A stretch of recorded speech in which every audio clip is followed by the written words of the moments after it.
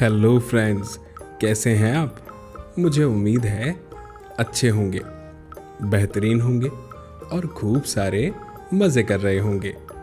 आज हम क्या बात करने वाले हैं? आज बात करेंगे आपकी क्लास में आपकी जो हिंदी की टेक्स्ट बुक है उसमें चैप्टर 9 की, जिसका नाम है आलू की सड़क। तो चलिए इस कहानी को शुरू करते हैं और देखते हैं इसमें कौन कौन सी मज़ेदार बातें दी गई हैं हमारे समझने के लिए। सबसे पहले लिखा है, एक भालू था। ठीक है, आप देख रहे हैं इस भालू को, दिख रहा है ना स्क्रीन पर। इसी भालू की बात हो रही है। और क्या क्या दिख रहा है? भालू है, भालू की पीठ पर एक बोरी है जो लादी हुई है। पीछे भालू का घर दिख रहा है। एक रास्ता दिख रहा है जिस पे भालू चलकर जा रहा है। और एक तालाब भी है जो भालू के घर के जस्ट सामने है। और कुछ पेड़ पौधे हैं। चलिए अब समझते हैं कहानी को।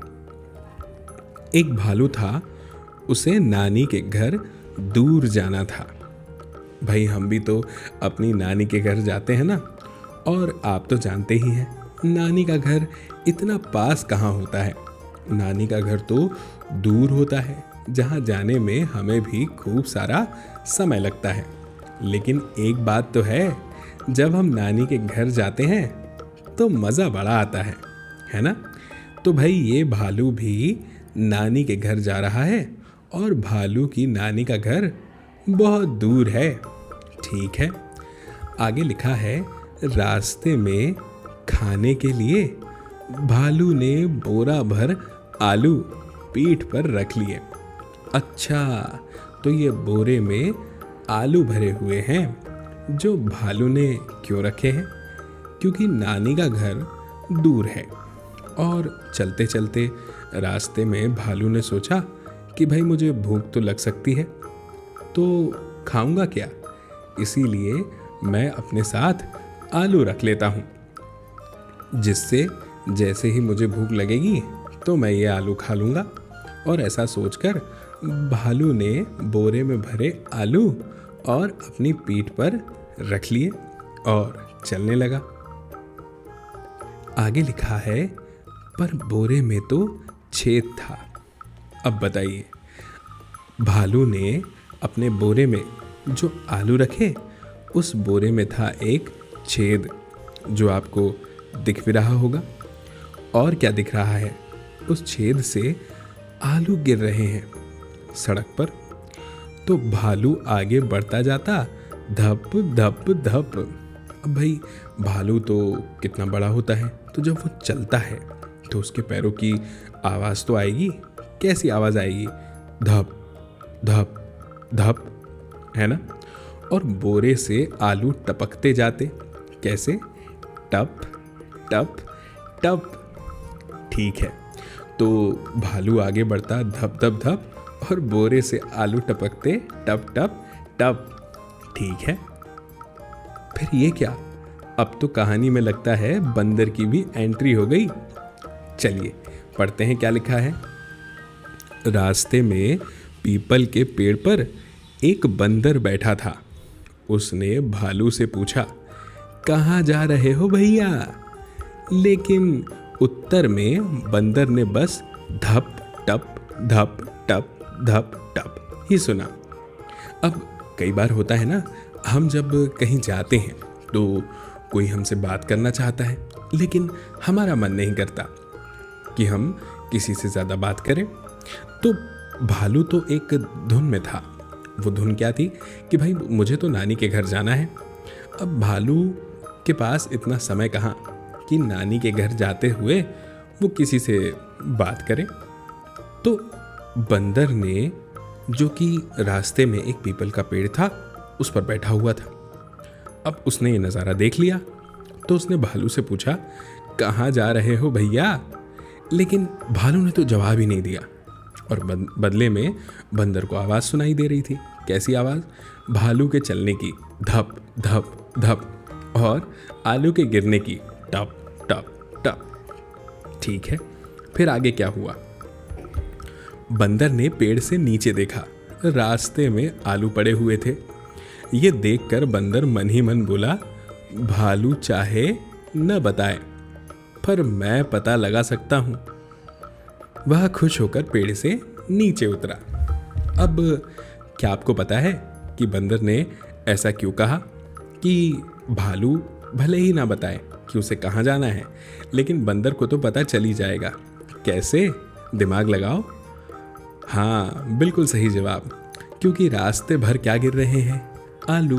तो जहाँ जहाँ जा रहे हैं आलू, वहीं तो जाएगा ना भालू।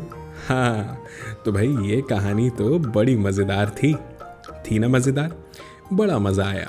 इस कहानी की वजह से हमें कितनी सारी बातें पता चली। नानी के घर की कुछ यादें भी ताज़ा हो गई। भाई वाह, कहानी हो तो ऐसी हो। मुझे लगता है आपको भी ये कहानी बड़ी पसंद आई होगी। ये कहानी लिखी है चंदन यादव जी ने हमारे लिए। बहुत ही अच्छे से लिखा है, मज़ा आ गया। अब आगे कुछ प्रश्न दिए हैं, चलिए ज़रा इन प्रश्नों के उत्तर का जवाब देने की कोशिश करते हैं, क्योंकि मज़ा तो तभी आएगा ना जब हम प्रश्नों का जवाब देंगे। पहला प्रश्न है, बंदर ने कैसे पता लगाया होगा कि भालू कहाँ जा रहा है? तो मैंने अभी आपको बताया, बंदर ने रास्ते पर गिरे हुए आलूओं का किया होगा पीछा और वो पहुंच गया होगा भालू के पीछे। आगे लिखा है, भालू ने बंदर को कोई उत्तर क्यों नहीं दिया होगा? तो मैंने आपको बताया कि भालू तो एक ही धुन में मगन था कि उसे नानी के यहाँ जाना है और वो देर नहीं करना चाहता था, इसलिए जल्दी जल्दी आगे बढ़ रहा था। अगर वो बंदर से बात करने के लिए रुकता तो उसे देर हो जाती। आगे लिखा है, यदि रास्ते में पानी होता तब धप की जगह क्या आवाज़ आती? तो अगर रास्ते में पानी होता तो धप की जगह आवाज़ आती छप छप छप, है ना?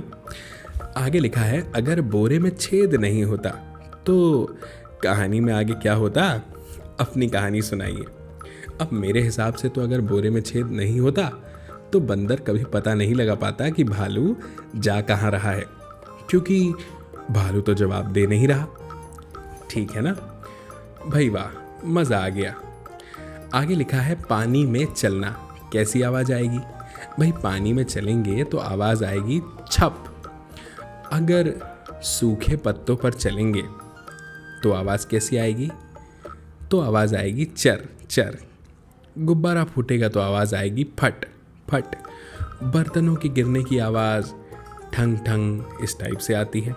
बारिश की बूंदों की गिरने की आवाज़ टिप टिप आती है ना? इस तरह से। अब माँ के पुकारने की आवाज़ कैसी आती है, ये आप हमें कमेंट में बताइएगा। कमेंट करके ये वाला हिस्सा हल करते हैं। लिखा है कि बंदर कौन से पेड़ पर बैठा था? तो बंदर बैठा था प में बड़ी की मात्रा प ल, यानी पीपल के पेड़ पर। फिर लिखा है, भालू कहाँ जा रहा था? नानी के घर की दादी के घर?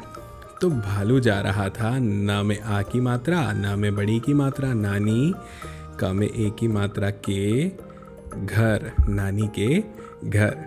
फिर है, भालू ने बोरे में क्या रखा था? आलू या मूली? तो भालू ने रखे थे आलू। आ में आ की मात्रा, ला में बड़े ऊ की मात्रा, आलू।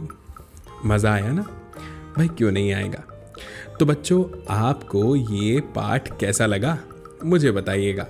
मुझे उम्मीद है बहुत अच्छा लगा होगा। जल्दी हम मिलेंगे अगले पाठ में और अगले वीडियो में। तब तक के लिए आप खूब सारे मज़े कीजिए और खूब सारी पढ़ाई भी कीजिए। नमस्कार।